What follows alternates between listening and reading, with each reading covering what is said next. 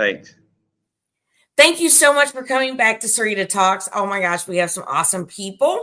Dear friend, we just realized we know a lot of people in common and some divine connections. Stephen Barbee got a powerful story.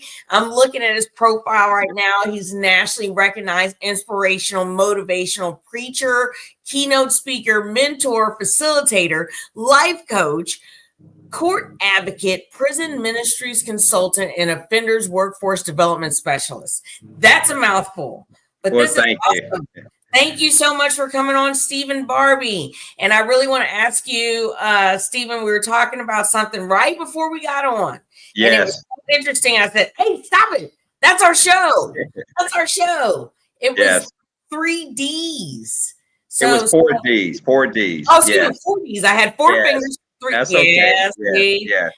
But no, I just want to say thank you for giving me an opportunity to come on this platform and, if it's one listener or if it's 1,000 or if it's 1,000,000, it's not the number of listeners, but it's those that have ears to hear. So I just want to tell you, thank you for this opportunity to allow me to come on. And yeah, it is the 4Ds. It's dreams, destruction, disgrace, and deliverance, and that's really the tagline for my life story and my journey. And so I'm just thankful that you give me this opportunity just to share part of my story and testimony, and we can go from there. Yeah, well, you were telling me a little bit about your youth, and you grew up in the church. I'm another church kid, so tell me, preacher's kid, but we've transformed. I hear. We got different names. We're no longer PKs. We're TOS, theologian offsprings. But just that whole church, right? I remember the district meetings, the state meetings, the national meetings, vacation Bible school, Easter play, Christmas plays, all of those church things that we had to go to, junior usher. So, it's just interesting, how that foundation really is the foundation that my life, and I hear your life as well, has been built on. And so that's the joy of that foundation being firm. Mm-hmm. Yeah. So then you were doing well. Started playing sports. Yeah. How did sports go? Yeah. So that first year at Highland Community College, playing baseball, got the scholarship, the dream to be on that ball field. And you're from Kansas. Yes, well, I grew up in Lawrence, Kansas. Yes, my father, in fact, still lives in Lawrence. Dad is still pastoring, age 87, been preached for 65 years. And so just able to have that father-son relationship, which is so important just in general, not just in the African-American community, but in all communities, to have that father figure to support. And he's been there for me, still is. But, playing baseball, and I was sharing about the grips of addiction. I started drinking there in high school and smoking marijuana. And so then that door of addiction was open. But back then, addiction and drinking was fun. Let's get drunk, let's get high, let's have a little laughter, right? But didn't realize that I had opened a door of addiction. And so my very first semester in college, because it creeps up on you. They used to have weed back in the day. They called it creeper. Well, drug addiction is that creeper. Yeah, that creeper. You know what I'm talking creeper. About. Next thing you know, you're done. You're cooked. That's it, right? But just having those moments, and then that first semester when I got my grades and I flunked out, I had a 1.43 GPA. And you were on a scholarship. Yeah, gone. Wow. And I don't know if you ever lied to yourself, but I have. And that semester I came home and I started calling these other colleges that had recruited me and said, we know Highland's not a good fit for me. They just don't understand me. But I wasn't telling the whole truth. I was not telling the truth. I flunked out. And so I forget what school I was talking with that particular afternoon. And I heard a second click, this before cell phones. And my father was ear hustling. Yeah, my dad was ear hustling, and he calls me upstairs and then he says, well, son, what are you doing? I said, oh, nothing. He said, no, I heard your last conversation. He said, this is what you're going to have to do. So you're going to have to go back to Highland. You got to face your classmates, your teammates. You're going to have to face yourself. And so here it is. I'm walking back on campus and couldn't play ball that spring. I couldn't play. My good friend, Coach Heinrich, I never forget, he walked me across the street from the dormitory there. And he said, I want to show you this building on campus. And he walked me to the library and he said, people that come to the library, they study and they still eligible. So if you want to stay eligible for next year, come to the library and study. Oh, And, just that shout out to the opportunity. libraries, though. Libraries, great places. Yeah, yeah, yeah. But I couldn't play baseball that spring because I was ineligible. And so I said, well, let me just walk on the football team in the spring just to stay in shape. Well, I got that football fever again and got my grades back up 3.2, got my scholarship back. And so now it's my freshman year on the football team. And so I always share with people, get people around you that sees in you what you don't see in yourself. And that's potential. The very first game, tailback blew his knee out. Second game, second team tailback wasn't getting the job done. So my coach called me upstairs and he said, hey, Barbee. I said, yeah. He said, didn't you play running back in high school? And I said, yes. He said, would you consider switching from flanker to running back? And I said, sure. So I switched from flanker to running back. And the very, very first game I ever played in college football, I broke the school rushing record, Wow. 278 yards and 29 carries, and it's interesting because then my coach kept me there and I began to excel even to a greater extent on the football field. My freshman year, I led the nation all-purpose running. I used to average about 178 yards a game. Wow. But as I excelled on the football field, I was having some struggles off the field with my addiction, I graduated from beer and marijuana to now hard liquor and powder cocaine. And so it was living a double life, right? 3 touchdowns here and hungover and blackouts here. And so as my life continued, my sophomore year, just exceptional. I was good. And so my sophomore year, I was third in the country in junior college in all-purpose running. And then I became a junior college All-American. And so even still to this day, May 12th of 2025, I still have about 16 or 18 records at my junior college that still stand today, And so when I walk on campus, I'm still recognized as one of the top running backs at my junior college. And so able to be successful, right? As they say, sometimes a double agent, right? And that's what my life was. It was a double agent because on the field, you put me on that gridiron, I'm excel, but you get me off of it, and my life was a total wreck. Was in shambles. Yeah. Yeah, so we live those double lives, those fronts. We put those masks on until that mask comes off, and we can't even muster that anymore. Yeah, exactly. So my sophomore year, junior college All-American, started getting recruiting letters from like Stanford University, Montana State, Weber State, Northwestern, just to name a few of the big schools that was looking at me and not realizing how good I really was. And so I took the very first full ride scholarship that I received from Highland after I left Highland at Peru State College in Nebraska, small NAIA school. But by this time, my partying is literally off the chain. The blackouts, fighting on campus and things of that sort. And so it was the summer of 85. God has a sense of humor in the midst of working out to get ready for the next upcoming football season and working a lot in the warehouse. I got off work one Friday morning, and me and a friend of mine went to the local bar and started drinking at 7:00 in the morning.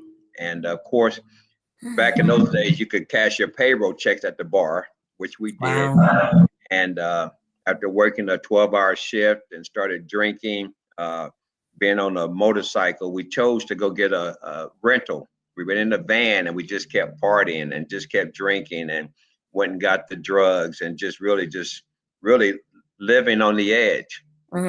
Eventually, he said, I can't hang no more. So he goes home and rests. I went to a bar and drank 2 more pitchers of beer. And that's the last I remember. I woke up in the hospital. I hit a telephone pole.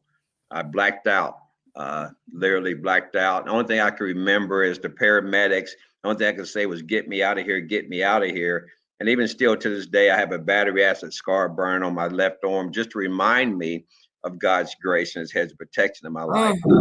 I had told my coach, I'm not coming back football. I'm not coming back to school, down, depressed, but the humor of God allowed my teammate's car to break down 3 miles outside of Lawrence. He was on his way back to school, and he asked me, he said, "Hey, Barbee, do you think your father would take me back to Peru?" And I said, "I don't know, ask him." And my dad said, "Yeah, I'll take you back Sunday after church." And my dad looked at me and said, "You're riding." I said, "No, I'm not." He said, "No, you're riding to Peru." And going back to Peru that day, they were practicing. They stopped practice. My coach saw me. The teammates, "Hey, Barbee, we need you back." Now, mind you, this is 2 weeks after my car accident. So I'm still trying to rehab. And my coach said, "If you're back on campus next week, you can have your scholarship still." So I came back, got back on the football field, but I never was at my 100%, because of drugs, the car accident, and other things going on in my life. We went through that season. What were the extent of your injuries with the car accident? Well, I have a battery acid burn because I was in a customized van. And so about the time I hit the telephone pole, it pushed the engine all the way in on me. And so I have battery acid. I have a few scars on my head, of course. Just okay. Yeah. And so, but it was nothing else that transpired besides, my emotional state. Eventually, I went back and played that year, and then the spring baseball. But by this time, my partying was I was out of control to the point that I remember the campus police waking me up and telling me I need to get down to the dean's office. And I went, and they said, "This is your dilemma. Either we charge you or we're going to kick you out of the school." And I said, "Kick me out." And still to this day, I don't know what I did. I do know I didn't kill nobody, or I wouldn't be sitting here. So here it is, my dream, now my destruction, right? Now, did you ever think during this time, like, wow, I wish I could stop, or I need to stop, or? Well, addiction, when it gets to grips, right? Yeah. You think you're gonna, I can stop anytime. It's not controlling me. You begin to lie to yourself and says, "Well, I won't drink all weekend. I'll just drink on Friday night and then recuperate Saturday." Well, an addict is going to go all the way through. Yeah. And so in the midst of that, I tell people this, I get recovery and I get the lingo when they say you need to change people, places, and things, but that's not a true statement, because I'm always taking me with me. That's right. Yeah. Wherever you go, there you are. Right. And I tell people, a drug addict can find drugs in the middle of nowhere. Oh, yeah. They'll find them. And so I chose to move to Chicago, dating a young lady. Let me get out of Lawrence. Let me change my surroundings. Okay. So we had left Peru. You left Peru, went back to Lawrence. Went back to Lawrence, moved to Chicago. Now this is 1988. Okay. Relationship fizzled out. Now I'm in the big city. Now my a lot bigger than Lawrence, Kansas. Yeah, the big city, the crack. Figuring up our inner city. I'm an addict. Let me try it. And so at that particular time, I started using crack cocaine. Just wandering here and wandering there, and trying to hide it, to the point that eventually I lost my apartment. There's no way you can hide crack addiction, okay? Unless you have billions of dollars. Trust me, as the former proud crackhead, okay? Because clearly I was, always trying to plot on a way to keep my pride and smoke crack all day long. So, it was a hard life to live. A lot of times went without, but trust me, I was always scheming a way to get some more. When crack took over, listen, and it doesn't take long for crack to take over your life. There's just no way that you can maintain. Now continue. Now we're no longer functional, because I've been there too. Yeah. So now we're in Chicago. I'm wandering the streets. Went to a food pantry, and the lady says, "Sir, we don't have nothing left but a box of Cheerios on the shelf. You can have it if you want." And for 2 straight days, that's all I ate. Dry cereal, dry Cheerios. And so as I'm wandering the streets of Chicago, sleeping in dugouts, sleeping underneath park benches, that survival, right? It was late one night and I saw a light on and I went, and it was at a nursing home. And I rang the doorbell, and a lady came up, and I said, "Miss, I'm just hungry." And she gave me a peanut butter jelly sandwich and a can of Coke. And so I'm sitting there Oh. drinking and eating. Excuse me. And about this time, a police officer pulls up. And I said, "Sir, listen. I just came here." And she said, "Yes, sir." He wasn't. And he asked me to get in his car. And he drove me. Uh, Now I know it's at the corner of Madison and Austin there in West Side Chicago. And he talked to the bus driver. It's about 1:30, 2 o'clock in the morning. And the bus driver gave me a ride down Madison Street to State Avenue. And this is what he shared with me. He said, "Son," he said, "just walk until you see the cross." And that was my first time ever walking into a homeless shelter there in downtown Chicago. Walked in, cried out to the Lord, "Lord, deliver me," and not realizing that they had a discipleship program. So I stayed there for 6 months. In the midst of that, that's where I finally surrendered my call to the ministry there in 1991. Uh, Mm. you know, Ain't that some? yeah, Ain't he delivered, some? yeah, delivered off drugs. Eventually, I met a young lady. 10 months later, we got married. Out of that marriage, 2 beautiful kids. I finally went back to school to get my degree at Trinity Yeah. International University, just living a life. But sometimes in life, you meet somebody, and then all of a sudden you recognize that you look across the room and you say, "Who is that person?" Hmm. Hmm. Now, are we still under the destruction? Now we're underneath His grace. It That's has not right. got to the disgrace, and it was like my children's mother, educator, and looking across the room one day, and like I said, this time I'm got my degree. I'm in full-time ministry at Lawndale Christian Health Clinic on the west side of Chicago. Left Wow. there, So we're still in Chicago. yeah, Still still in making it happen. Chicago. That's great. Okay. Yes, yeah, still in Chicago, and so I'm starting to work on my master's degree, and so one day I just told my children's mother, I said, maybe we should think about separating so we could really look at our marriage. Hmm. Well, eventually that led to put things in motion. She rented a U-Haul, and she came to the house and she says, "I'm leaving." Hmm. And I said, "I'm not carrying the box in, and I'm not carrying the box out." I said, "If you choose to leave, then so be it." And she did. So here I am working my master's degree, coming home to an empty home. I was involved in my children's life with, my daughter's dancing and ballet practice, and my son playing Hmm. baseball. And so I would come home every day and pick up the voicemail and, the answer machine, and no messages, and no messages. And eventually I recognized that love had walked away. Oh. And so one day I was coming home. I went to my master's class that night, and I came home and I looked around. I heard an old familiar voice I ain't heard in over 10 years. Now, this is 10 years. This is 19, uh, let's see, 92. This is like 19. We went through the 90s, married, 2 kids, back in school, full-time ministry. This is like 1999, 2000. An old familiar voice said, "You ain't had a drink of beer in over 10 years." Mm. Yeah. And I entertained it. I looked around, empty house, I ain't heard from my kids. And I said, "You show right." So I went to the liquor store that night and grabbed me a 40 ounce. Didn't think nothing of it. One 40 ounce, drank it, went to Hmm. sleep. But at that time, That's how they know this old story. That's how yeah, you know yeah, this. Oh, you had to go yeah, way back for the yeah, 40 ounces. yeah, Okay. yeah, Go yeah, back. yeah, yeah. And so then that next Wednesday, I'm working my master's. I went straight to the liquor store, grabbed 2 40 ounces, came home, drank the two, and that Wow. old familiar voice came, "Man, you ain't had a hit of crack in over 10 years." Wow.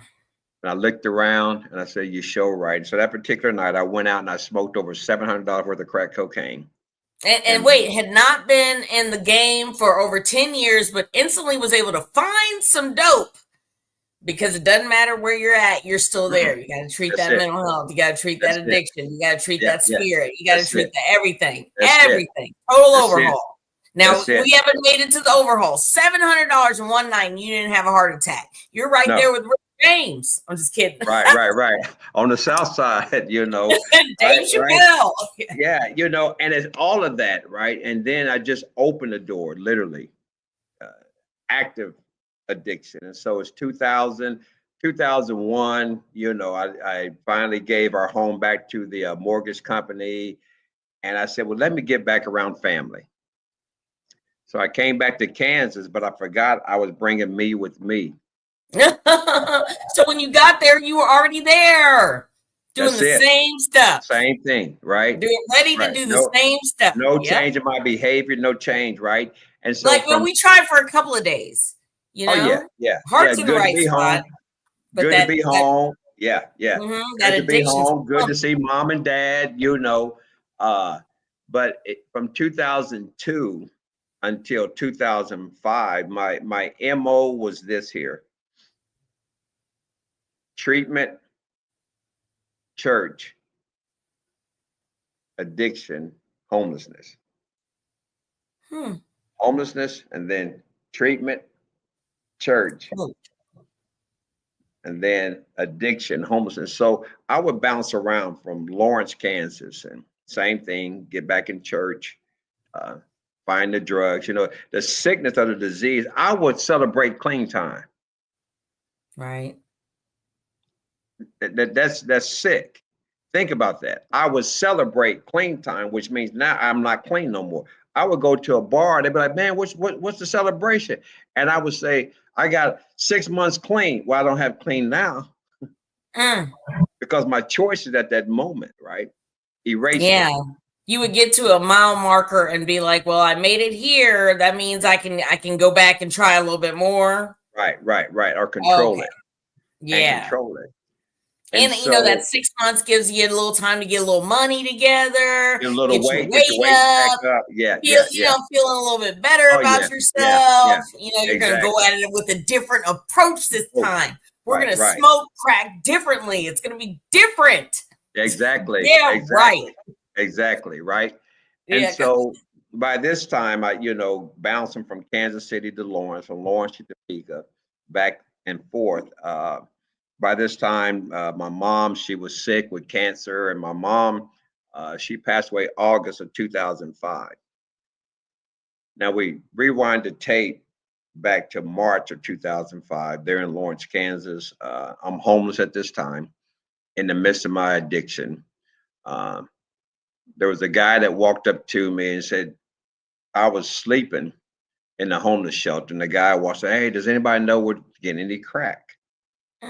They was like, "Well, Barbee does." So he came and woke me up, and he said, "Hey, you know to get some crack." Bad reputation to have. Right. But and I said, "Yeah." I said, "But you know, yeah, but you're going to break me off something." Well, from March all the way up to July, me and this guy, we would meet up. I would tell him to park around the corner, you know, park up the street. I'll be back. Well, we fast forward to July of 2005. It was July 20th. I tell people 3 minutes, 180 seconds turned my life all the way around. This particular location was always, you could go there at 9 o'clock in the morning, you can get crack. You can go there at 9 o'clock at night, get crack. You go there at 1 o'clock in the, it was the hot spot. Right. Okay. So this particular day I went and I knocked on the door and nobody answered. I was like, this is kind of strange. So I knocked again, nobody answered. So me and the young man, we went to another location and purchased some crack. So then I came back 2 days later and I knocked on the door and I went in for 3 minutes. That was it. Purchased some. He gave me $100. He introduced me to a guy. He said, "This is my friend. Nice to meet you." I said, "Just make sure you break me some off." And so usually we go get high together. But this particular day he said, no, I can't go get high. Here, I'll break you off a little bit more. And he left. Mm-hmm. That was July 22nd of 2005. My mom passed in August of 2005. So now we fast forward to December of 2007. Living in Topeka, Kansas, working, got my own place in church, working in a warehouse. And one particular day, two guys walked on my job. And they said, Stephen Barbee? Like, yeah. They said, you're under arrest. I said, for what?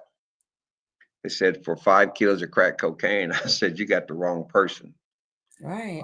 And so they showed me a picture of me and they said, is this you? And I said, yeah.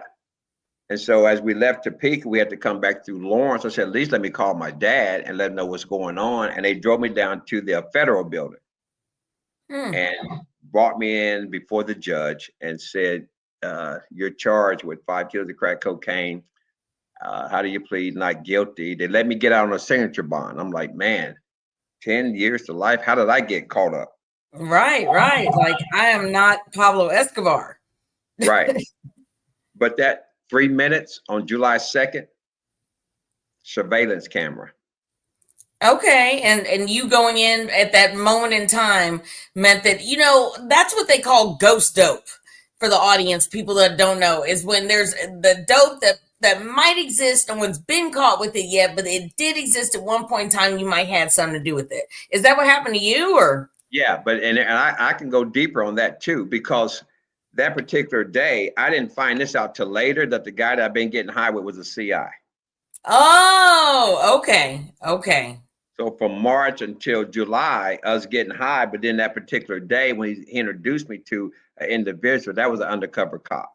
That's the reason why we couldn't go get high that day, but I didn't find that out till later. And so now I'm out on bond. And now my life is just being played out. How did Pastor Barbee's son get caught up in a 13-man federal drug conspiracy? How did Stephen Sherrill and Tasha's dad get caught up in a federal drug conspiracy? How can a former All-American get caught up in a federal drug? How can a licensed ordained minister get caught up? Right? Choices. Right.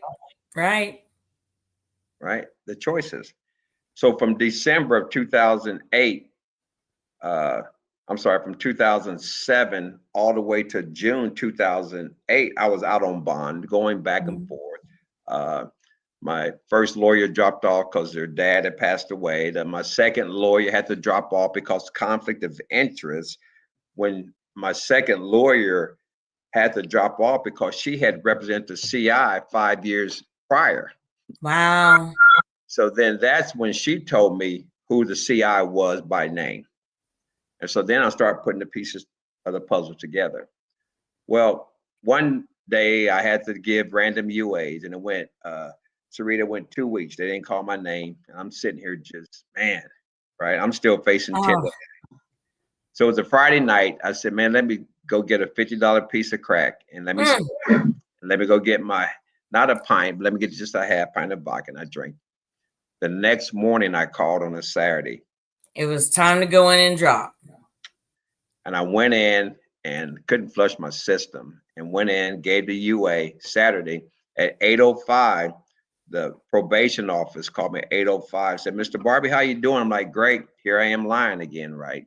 And I said, I'm doing great. I said, no, you're not. And they said, what you're looking at right now is a positive drug that you submitted, UA. And we're writing a warrant for your arrest. Woof. And so I used to do like dumb stuff to support my habit. I would write bad checks on my own, let the checks bounce, shoplifting. So I had a court date in Lawrence. Never forget, it was June. I walked in and the prosecutor stood up and said, Your Honor, we drop all charges against Mr. Barbee. You know how we do. Ooh, ain't God good, right? Yeah. And I thought I was leaving. But he said, no, Mr. Barbee has something much more that he's facing. Those federal charges. Yeah. And so the marshals, they arrested me and the marshals came and picked me up. From the courthouse? Well, eventually from the local detention center. I sat there for a couple of weeks. You know paperwork and they got to find. Yeah. And so at that time, that was when God locked me up because he'd get ready to free me up. And so from June of 2008 all the way up until August of 2009, I'm back and forth to court, going to staying there at CCA in Leavenworth, Kansas. And, you know, God's favor, right? Because if you know scripture and understand scripture, it says there in Romans 11:29, the gifts and calling of God are without repentance, which means God does not change. If he calls you, he calls you. Now, if you don't answer the calls went out. And so God's favor was literally on me. That I found favor at the detention center, able to walk the detention center unescorted. The wardens knew me, the captains knew me, the lieutenants knew me. And so eventually I did get sentenced August 28th of 2009 to 70 months in federal prison. Wow, 70 months. Is that 6 years? It's 2 months short of 6. Okay. And so now, mind you, that day when I went in and the surveillance camera, I came out 3 minutes. It was only $100 purchase. Right. So about the size of your thumb. That's what got me 70 months. Wow. But as you was talking earlier, let me educate the audience. So when you're talking earlier about ghost dope, because there's a mandatory minimum of 5 grams of crack cocaine, right? 5 grams that gets you a mandatory, right? If you got 5 grams, it's a mandatory. The law says it's mandatory that you get this much time. Okay. I only had 1.06 grams controlled sale. So because of the way the drug conspiracy was set up, and those that owned the apartment building, and those that had 2 or 3 other apartments, and those that had business in Missouri that was connected to this case, they already had the big guys. Okay. I was nothing but a street user and a hustler. So how did I get the 70 months? Because the one controlled sale was 1.06 grams. Well, when they raided the place and raided the apartment, they began to scrape up all the crack on the counter and all the crack in the shelves. There was 59 grams of crack cocaine. Okay. So who can we put this 59 grams of crack cocaine on? Well, in order to keep Mr. Barbee in this 13-man federal drug conspiracy, we got to put this on him. Wow. Yeah. Which pushed me over the 5 gram limit, which made there was a mandatory that they had to give me a certain amount of time. Wow. And so now I'm in the system. Never been to prison. And I began to allow God to break me. You see, God only uses broken pieces. See, our wholeness doesn't feed anybody. When you look in the Bible, when Jesus fed the 5,000, what did he do? He took a loaf of bread that was whole. Broke it. Wait a minute, he blessed it. Then he broke it. Right? There he went. Yes. As soon as he broke it, it fed the multitude. As long as the bread was whole, nobody got fed. You see, the enemy does not want us to share our brokenness because we think our brokenness will bring shame. No, our brokenness will feed the multitude. You see, my homelessness feeds the multitude. My drug addiction feeds the multitude. My incarceration feeds the multitude. And I share with people, share your shame. Don't bury it. Share it, because the enemy knows it's going to feed the multitudes. And so as I was going through this journey of incarceration and God, my first place of work detail was in religious services. So I'm able to get a free education through the government, because now I can experience all these different religions. Okay. I had to serve the Muslims. I had to put their mats out on every Friday. I had to serve the Hebrew Israelites. I had to serve the Santorians. I had to serve the Native Americans. I had to serve all these different religions. right? Because Mhm. God calls us to serve. Absolutely.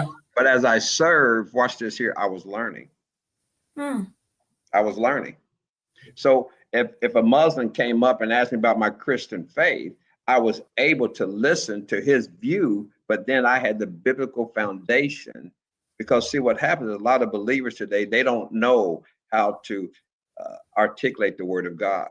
Yeah, well, it says it is good for reproving and Correction. setting things straight. So Yeah, let yeah, it yeah, interpret itself. yeah.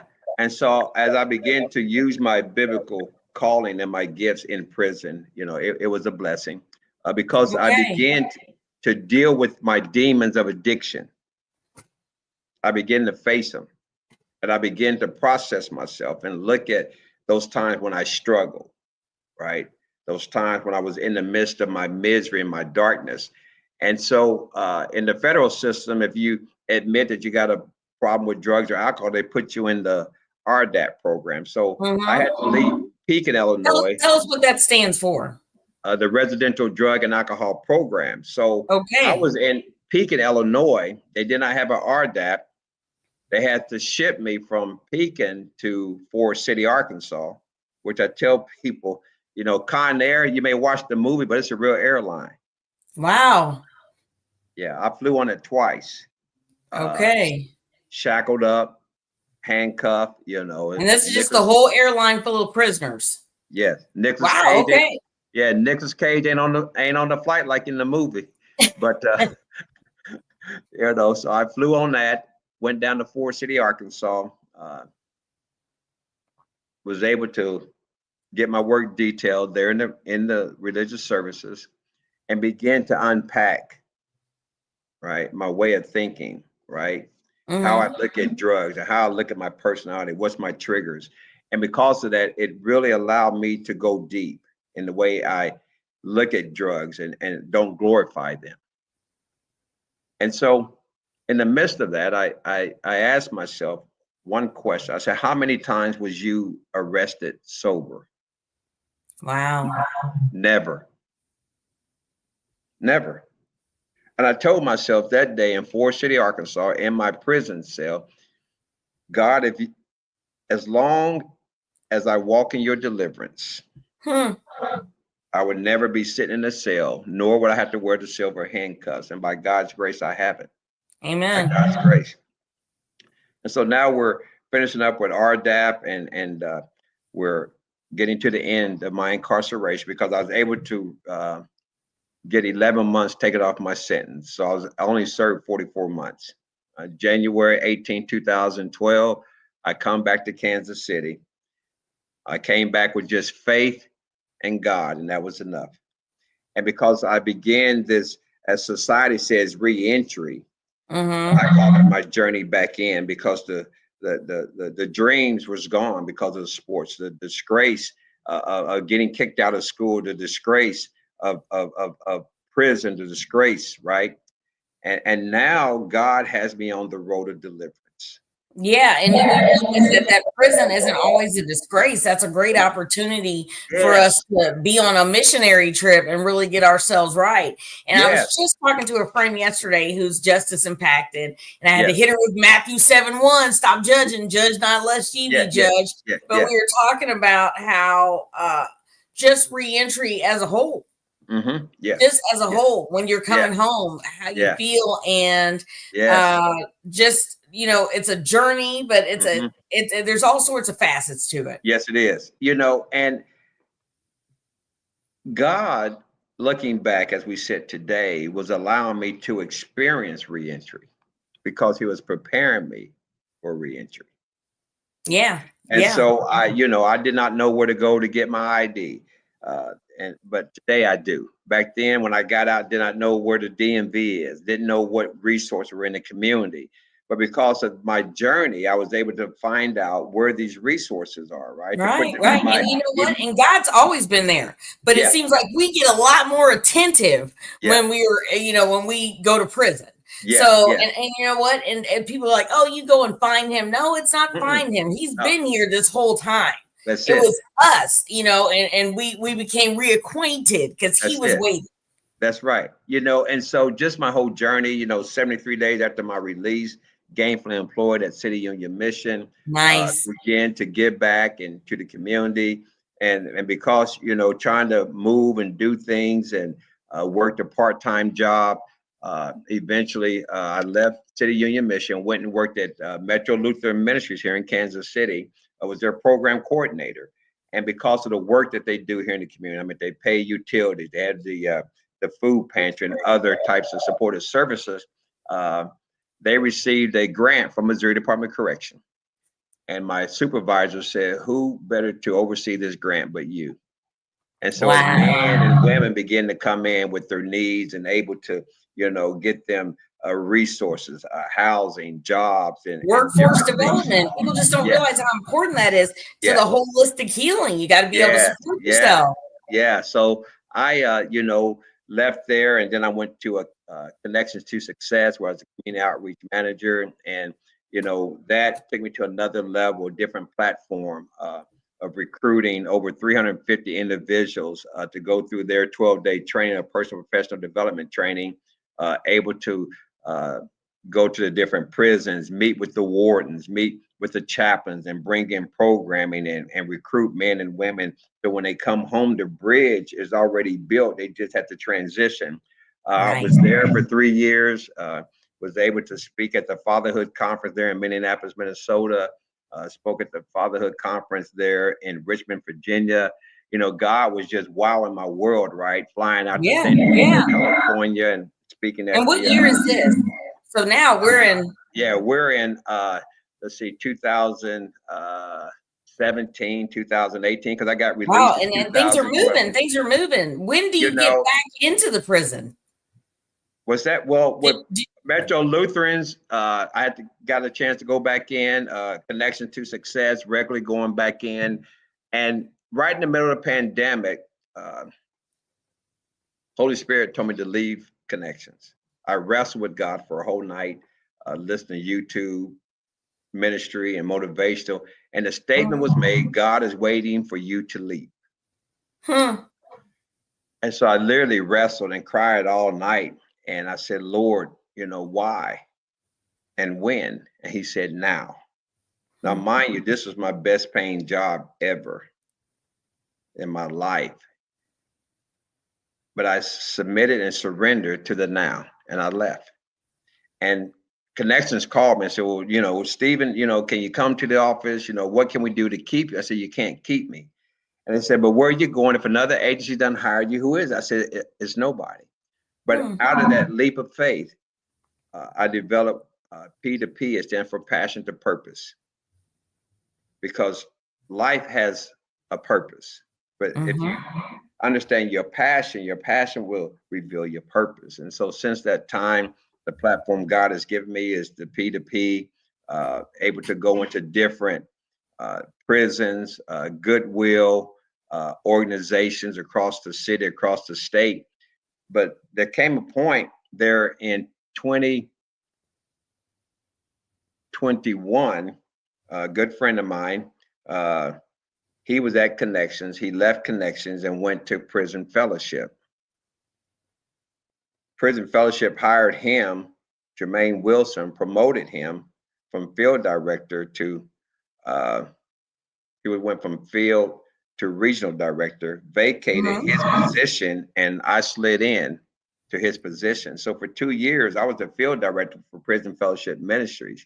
I love Prison Fellowship. Shout out Prison Fellowship. Yeah. So literally placed me over 21 prisons in Missouri and 15 in Kansas. I was able to take programming and ministry and all of that. And so God has been, gracious to the call. Amen. Gracious to the fall, right? The greater the call, the greater the fall. You got to go through the fire. You have to go through the fire to get refined and come out and be able to tell that story and be able to, encourage others. And just like you said, if you're not going through it, then you don't have that testimony. I can't go, I can't tell somebody about something that I haven't experienced myself only as well as someone who has. Yes. And, God has taken it for his glory. I've gone back inside of prison. Once I went into Cameron, I had about 80 men in the room. And I said, would everybody please stand? And one Man was so defiant he wouldn't stand. And I said, young man, you will stand because I sat where you sat. And he got up. Why? Because my experience, right? Mm-hmm. They You say, weren't just someone coming in. That's it. That's it. Yeah. And I share with people, tell your story. Certain people say, well, Stephen, I don't have a story like you. And I said, that's God. I had certain people say, well, I never drank, I never smoked, I never been to prison. I said, that's your story. Mm-hmm. That needs to be told. It don't have to be the gloom and doom and homelessness and prison. I said, No. whatever you experience, tell your story. I just want to encourage your listeners, tell your story, because your story is the broken pieces that will feed the multitudes. Tell your story. And people say, well, Mr. Stephen, where did you start telling your story? When I first got out, I was telling my stories at Kentucky Fried Chicken to the cashier. While she's getting my food together, I said, Miss, let me share something. Praise and worship and testimony. Right. At the bus stop. I can't wait to tell people. Yes. At the bus stop, right? At the bus stop, I would tell my story. And so it's just in the midst of telling your story that brings God glory that he says, okay, now I'm ready to open another door. So, since that time, God has really opened doors for me with the P2P. I'm able to take it into RAPEC school districts, able to go back inside the prisons, just started a new recovery ministry there at First Baptist Church in Kansas City, Kansas on the second Monday, Break Free Ministries. Amen. I've also connected with OCL, which stands for Outstanding Choices Living. It's a transitional living program here in Kansas City. Mm-hmm. And it's because of the broken pieces. Okay, well, Stephen, the broken pieces. Let me tell you, it is because of the broken pieces. Yes, and when we get back together, even better. Let me tell you this. Yes. What a pleasure it has been to have you on the show. Oh, well, thank you. Thank you very much. And I'm so appreciative. Now, let me tell you, I know you're very active on LinkedIn. We can find you on there. You're a motivational speaker, you're inspirational. Yes. Just having you on the show, what a blessing. How do we find you? What do you got going on? Tell us all about it. It's you can find me at www.stephenbarbee.com. That's STEPHENBARBEE.com. And then you can also look under p2pkc.org. You see my teaching, my ministry platform that God has given me. And that's where you can find me. And so, hit us with the 4 again. Hit us with the 4. That? Dreams, destruction, disgrace, and deliverance. Deliverance. On that note, I want to thank everybody for tuning in. I want to I want to thank Stephen again for coming on. I want to thank all these divine connections that we're able to make in between each other. And I want to thank the audience for tuning in. Thank you. Come back again and join us for more thoughts.